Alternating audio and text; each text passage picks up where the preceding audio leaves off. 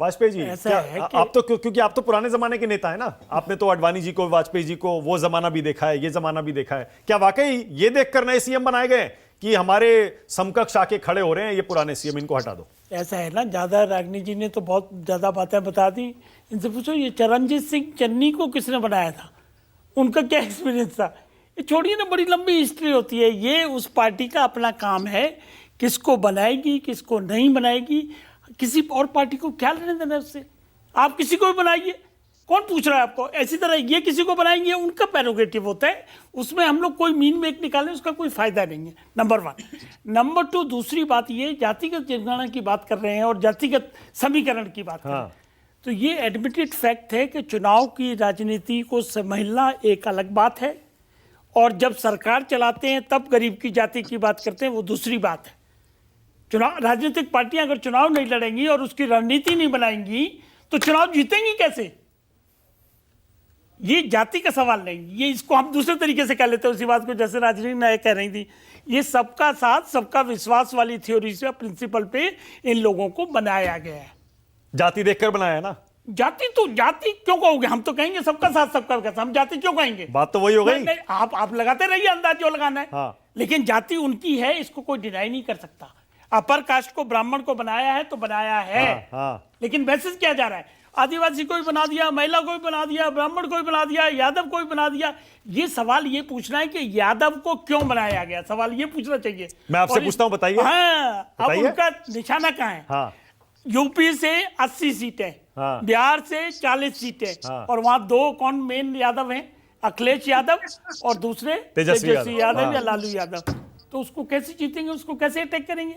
ये उसलिए मैसेज है कि देखिए, यादव चीफ मिनिस्टर बनाने का मतलब है हम यूपी में भी बनाएंगे, बिहार में भी बनाएंगे। मतलब आप ये कह रहे हैं वाजपेयी जी, जो बीजेपी बैकफुट पर थी जाति गणना ओबीसी पर, अब वो फ्रंट फुट पर खेल रही है और यूपी बिहार में घर में घुस के मारने वाली स्ट्रेटेजी है। देखिए, उन्होंने नारा क्या दे दिया है अभी कुछ दिन पहले से, कुछ 15-20 दिन पहले से, 400 के पार टारगेट फिक्स कर लिया है। और एक बात और समझिए, ये इन्होंने सब विपक्षी दलों ने क्या किया, कैसे हराए मोदी को, कैसे हराए मोदी को? तो इन्होंने एक फार्मूला निकाला कि भाई आप सब इकट्ठे हो जाओ और 1 to 1 कर लो। हाँ। ये फार्मूला इन्होंने निकाला, लेकिन हो नहीं पाया अभी इकट्ठे। उससे पहले जैसे बीजेपी को ये भनक लगी, बीजेपी ने भी एक फार्मूला निकाल के लागू कर दिया।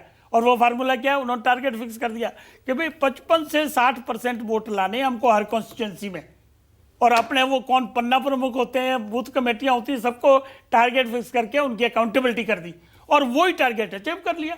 तो एमपी का एक यादव सीएम, वो यूपी बिहार में कैसे वोट दिलाएगा? मैसेज है, प्लीज अंडरस्टैंड। मैसेज ये है कि जैसे ही हमारे पास आया, हमने देखो किसको किसको बना दिया। हम यादव खासतौर से इसलिए बात कर रहे हैं कि बिहार में यादव परिवार के हाथ में ही सत्ता रही है। हाँ। और यूपी में ये अखिलेश का या जो मुलायम सिंह यादव जी का परिवार है, उन्हीं के हाथ में सत्ता रही है।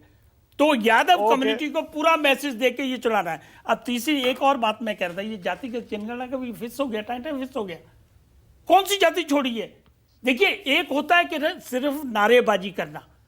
प्लीज अंडरस्टैंड, बिहार में 30 साल से 15 साल लालू यादव रहे, 18 साल नीतीश बाबू को हो गए। किसको कहां पहुंचा दिया इन्होंने? कौन से सब्जबाग दिखा के वोट ले लिए? उसके अलावा क्या किया? अब ये बात आ रही है हिस्सेदारी की, ये दे रहे हैं हिस्सेदारी। ओके, नारा नहीं चलेगा, समझ गया मैं। जनता के दिमाग में वो घुस रहा है और जनता उसको महसूस कर रही है और उसी के हिसाब से रिजल्ट में कन्वर्ट।